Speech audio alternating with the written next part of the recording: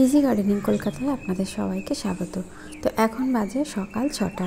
তো ভোর ভোর চলে এসেছি আমার ছাদ বাগানে পাখির ডাকের সঙ্গে আজকের ভিডিওটা শ্যুট করছি। আমি আপনাদের সঙ্গে শেয়ার করব কিভাবে ছাদ বাগানের গাছগুলোকে খুব কম খরচা করে আমি এত সুন্দর বা এরকমভাবে কম খরচা করে আমি কিভাবে আমার ছাদের বাগান করি এবং খুব সাধারণভাবে, সেটাই কিন্তু আজকে আমি আমার এই ভিডিওতে আপনাদের সঙ্গে শেয়ার করব। আর যতটা সম্ভব কম খরচা করে কিন্তু আমি বাগান করি।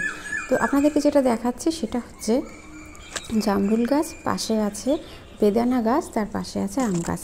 তো এটা হচ্ছে আমার বাড়ির দক্ষিণ পূর্ব কোণ। তো এই কোণগুলোতে কিন্তু যে কোনো ফলন্ত গাছ রাখাও কিন্তু ভীষণ ভালো। তো সেই জন্য দেখুন কি অবস্থায় একটা ফেলে দেওয়া ট্রের মধ্যে আমি কিন্তু এই জামরুল গাছটা বসিয়েছি। এবং বিভিন্ন ফলের গাছ একটু বড় জায়গায় বসালে বা একটু শিকড়টা যদি ছড়াতে পারে তাহলে কিন্তু আপনার গাছ কখনোই কিন্তু মারা যাবে না, একটু যাতে মুখটা যেন একটু খোলা জায়গা হয়। তো নর্মালি কী হয় কি, আমরা টবে গাছ করি বা বিভিন্ন রকম বালতিতে গাছ করি, অনেক সময় কী হয় কি শিকড়টা ভেতরে জমাট বেঁধে গিয়ে বা রুট বাউন্ড হয়ে গিয়ে গাছটা কিন্তু জল বেশি হয়ে গিয়ে বা কম হয়ে গিয়ে, বেশিরভাগ ক্ষেত্রেই কিন্তু জল বেশি হয়ে গিয়েই কিন্তু গাছ মারা যায়। তো একটু ছড়ানো জায়গায় গাছ বসালে কিন্তু সেটা হয় না। তো আমার জামরুল গাছে আপনাদেরকে তো দেখালাম গাছে কি সুন্দর ফুল এসছে। আর যে সময় ফুল গাছে বা ফল গাছে যখনই ফুল ফল শেষ হয়ে যাবে তারপরেই কিন্তু গাছের ডালপালা আমাদেরকে কিন্তু একটু কেটে দিতে হবে। এখানে আপনারা দেখতে পাচ্ছেন কুল গাছ। তো কুল গাছও দেখুন কুল হয়ে যাওয়ার পরে কিন্তু আমি গাছটাকে যতটা হাইটে আমি রাখতে চাইছি বা বেশিরভাগটাই কিন্তু ডাল আমি কেটে দিয়ে গাছটাকে কিন্তু এখন আবার নতুন করে ঝাঁকড়া তৈরি করার চেষ্টা করছি। ঝাঁকড়া করতে গেলে কি করতে হবে, আমাদেরকে গাছে প্রচুর ডালপালা আনতে হবে। তো সেই ডালপালা আমরা কীভাবে আনবো, যখনই গাছে 4টে 6টা পাতা হবে তখনই কিন্তু আমাদেরকে আবার গাছটাকে কেটে দিতে হবে, তাহলে গাছটা আবার নতুন করে আরও বেশি বেশি করে ডালপালা বেরোবে। এবার একটা কথা বলে রাখি, শুধু ডালপালা বা বেরোলেই যে গাছে ফুলপালা আসবে সেটা কিন্তু একদমই নয়।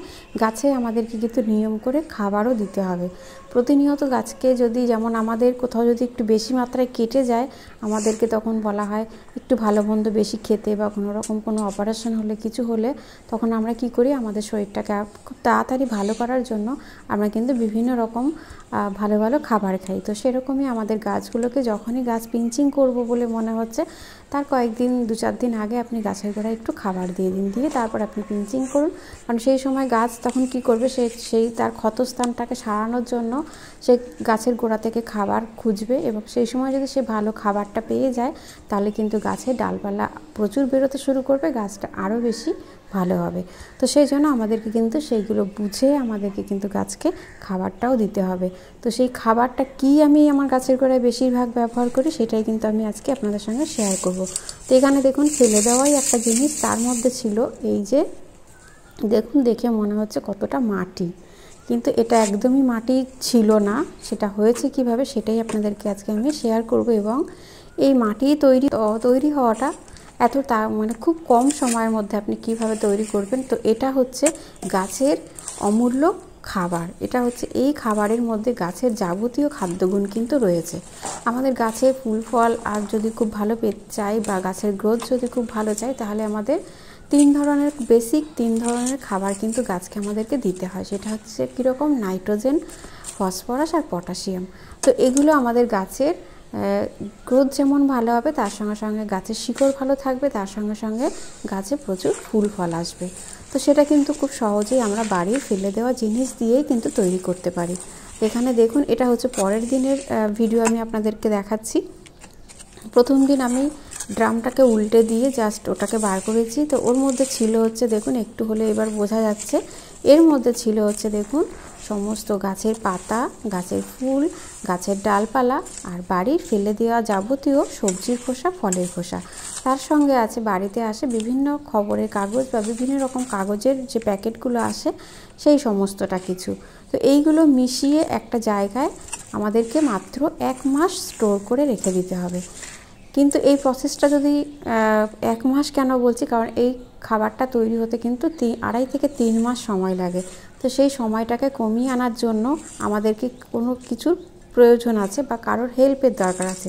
সেটা কারা, এই দেখুন এই হচ্ছে তারা। তো দেখুন পরের দিন আমি যথারীতি আবার সেই একইভাবে বিভিন্ন রকম গাছের পাতা, শুকনো ডাল, গাছের পাতা, খবরের কাগজ সব কিছু দিয়ে উপর থেকে দেখুন কাঁচা ঘাসও দিয়েছি, তার সঙ্গে সঙ্গে এর মধ্যে আছে সবজির খোসা দিয়ে আমি কিন্তু কি করলাম, এর মধ্যে দিয়ে দিলাম যে দুটো পোকা আমি আপনারা দেখতে পেলেন, সেই পোকাটা আমি এর মধ্যে দিয়ে দিলাম। তো এটা হচ্ছে এক ধরনের পোকা।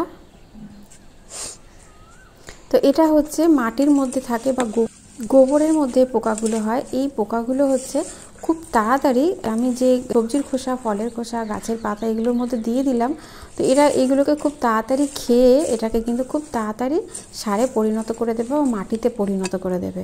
তো দেখুন আমার ছাদ বাগানে যেহেতু গোবর সার ব্যবহার করা হয়, ওর মধ্যে কিন্তু এগুলো থাকে। তো আমি কি করেছি, আগে এদেরকে ফেলে দিতাম। তো এদেরকে না ফেলে একটু দেখতে কেমন হয় মনে হয়, কিন্তু এরকম যদি মাটি সমেত আমরা নিয়ে যদি এর মধ্যে দিয়ে দিই তাহলে কিন্তু কোনো অসুবিধাই হয় না। তো এই পোকাগুলো যদি আপনাদের কাছে না থাকে তাহলে আপনারা কি করবেন, আমাদের ছাদের বিভিন্ন টবের মধ্যে কিন্তু প্রচুর কেঁচো হয়, তো সেই কেঁচোগুলোকে কিন্তু আপনারা একদমই মারবেন না। এরকমভাবে একটা জায়গায় সব কিছু স্টোর করে নিয়ে আপনার ছাদ বাগানে যেখানে যেখানে ছোটো ছোটো কেঁচোগুলোকে দেখতে পাবেন আপনারা ওর মধ্যে কেঁচোগুলোকে দিয়ে দিন। দিয়ে উপর থেকে সম্ভব হলে একটু দই জলে গুলে নিয়ে, 50 গ্রাম মতো দই জলে গুলে নিয়ে 1 মগ জলের মধ্যে গুলে সেই ওপর থেকে পুরো দইটাকে আপনি ভালো করে ওই সবজির খোসা, ফলের খোসার মধ্যে আপনি ওটাকে দিয়ে দিন।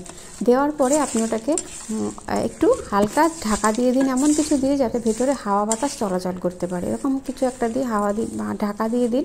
শুধু বৃষ্টির জলটা না গেলেই হলো, সেইভাবে ঢাকা দিয়ে একটা ছাদের খোলামেলা জায়গাতেই কিন্তু রেখে দিয়ে দেবে, কারণ পোকাগুলোকে আমাদেরকে বাঁচিয়ে রাখতে হবে। ওরা যদি দমবন্ধ পরিবেশে থাকে তাহলে কিন্তু পোকাগুলো ভেতরে কিন্তু বাঁচানো মুশকিল হয়ে যাবে।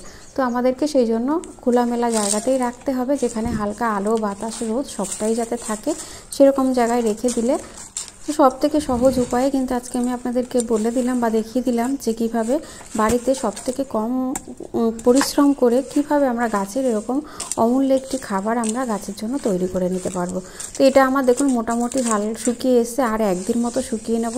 তবে এবার আমি ওপরে এগুলোকে চেলে নিয়ে উপর থেকে একটু হলুদ গুঁড়ো মিশিয়ে হালকা একটু রেখে দেবো, এর উপর থেকে একটু হলুদ গুঁড়ো ছড়িয়ে দেবো, দিয়ে এটাকে চেলে কিন্তু প্রত্যেকটা গাছের গোড়ায় 1 মুঠো করে দিয়ে দেবো। কোনোদিন অন্তর অন্তর আমাদের গাছগুলোকে যদি দিতে পারি, বাইরে থেকে আমি গ্যারান্টি দিয়ে কথা বলছি, বাইরে থেকে আর কোনো কিন্তু কেনার দরকারই হবে না। যদি এইভাবে আমরা গাছের খাবারটা তৈরি করে নিয়ে আমাদের ছাদ বাগানের প্রত্যেকটা গাছে যদি ব্যবহার করতে পারি, তবে সম্পূর্ণ কম্পোস্টটা রেডি করার পরে তবেই দিতে হবে।